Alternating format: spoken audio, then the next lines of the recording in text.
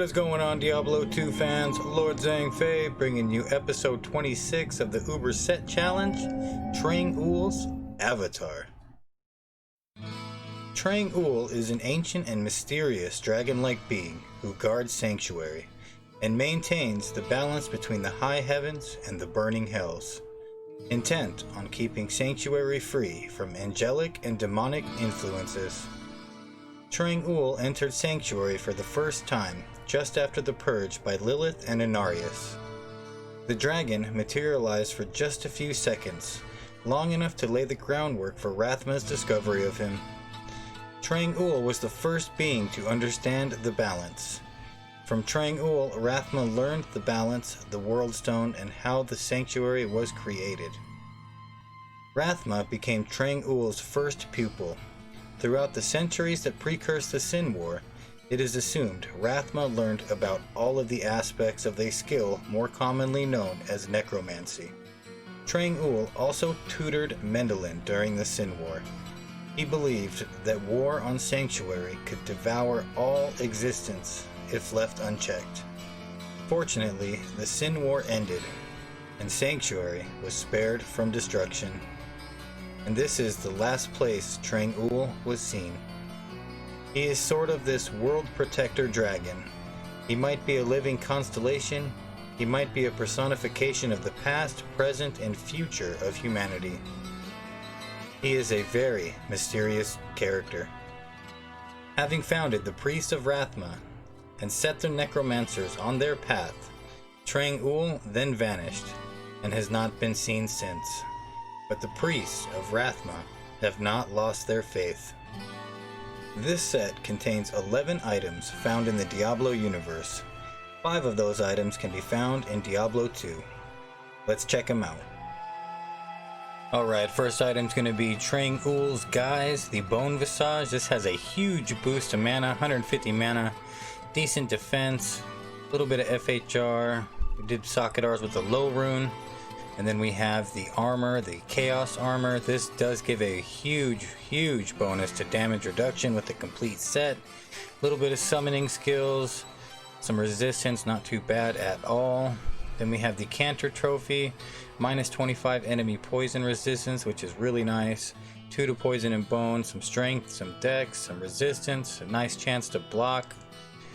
We have the belt. This is one of only 2 belts in the entire game with Cannot Be Frozen on it. Huge boost to mana, life, cold resistance, solid belt. And then we have every caster's favorite glove. 20 faster cast rate, cold resistance, plus 25% poison skill damage. Those gloves are awesome. Typically used by casters over Mage Fist for the resistance. The interesting thing about this set is that when you wear a complete set, it transforms you into a vampire. Specifically a Ghoul Lord, which is really interesting. Besides Delirium, I think Trang-Oul's and Delirium are the only instances where you will ever get transformed into a minion. Pretty cool looking. Unfortunately though, it's either some bugs or how they wanted it. There is a huge nerf to the faster cast rate when you are in vampire form. Without getting too much into it, let's just say 180 faster cast rate is the maximum frames you can get as a vampire. And that is still at 13 frames per cast, which is really bad. It's equivalent to hitting the 18% faster cast rate breakpoint as a regular Necro. But you can't even get that much unless you have modded items, because the most you can get is 130 with full Trangs on, and that is a grueling 14 frames for every cast. It is really bad, so you definitely don't ever want to try to play this as a bone necromancer. Trang-Oul's is typically always played with a summoner or a daggermancer. I have tried out both, and for this run we are, of course, as you can see, are playing it as a summoner. I do believe though that I used my Poison Dagger Necromancer, so we do have max Poison Dagger, and we are not going to be using it. That's alright though, Necromancers are very overpowered, so when you make a summoner there are a bunch of room to put other skills in. While we're talking about skills, this build is 1 point Decrepify. Like I said, max Poison Dagger, just because we were using an old build. And then we do max out the Blood Golem, Golem Mastery, Skeleton Mastery.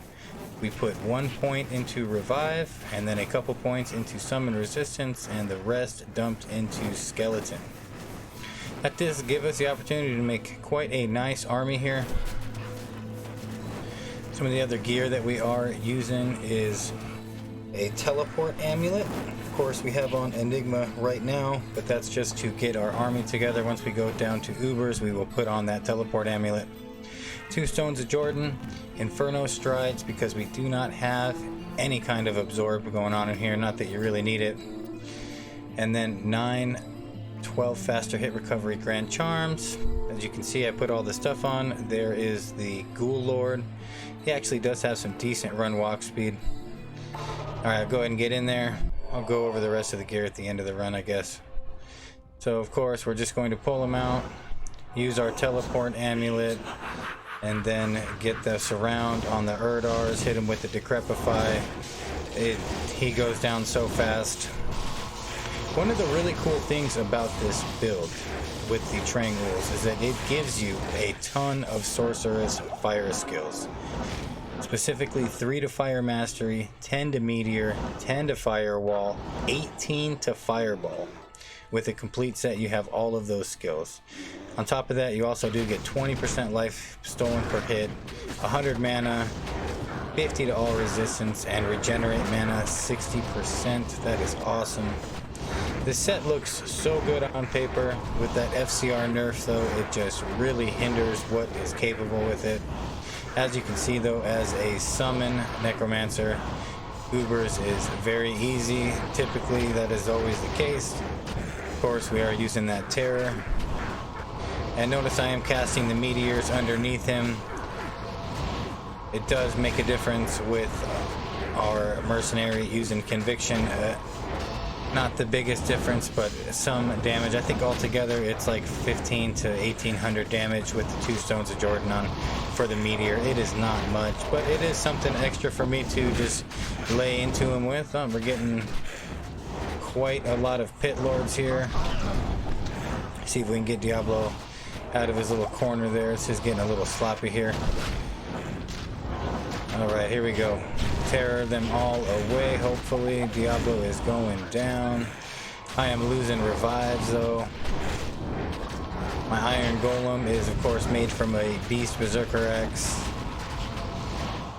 Oh, we have 2 revives left. Can my Skeletons and Iron Golem do it? Come on. I will be surprised. There goes the Merc. Nothing but Golems and Skeletons. This should be interesting. And there you go. Killed them with the Skeleton and the Golem. That's actually pretty awesome. Of course, those Meteors do stack up a little bit on him, so maybe that helped out a little bit while my Merc was alive. Of course, once my Merc dies, he is immune to fire, so I really like the set. It is a fun set to play. The other gear we have is the Heart of the Oak, of course, for that +3 skills. Nice faster cast rate. There you have it. I hope one day to find a real use for the fire skills on Trang-Ouls. I've kind of messed around with it, and it's actually kind of cool to use just 3 items on it and keep the shield on your secondary. Kind of forget about it, the glove, the belt, and then when you need some firewall, just go ahead and switch over and lay into them with it. We'll see if I can ever make that real viable. Alright guys, well I appreciate you for checking out the video. Go make you a Trang-Oul Necromancer, have some fun. It is a fun set to play. Y'all take it easy, and I will check you on the next video. Thank you.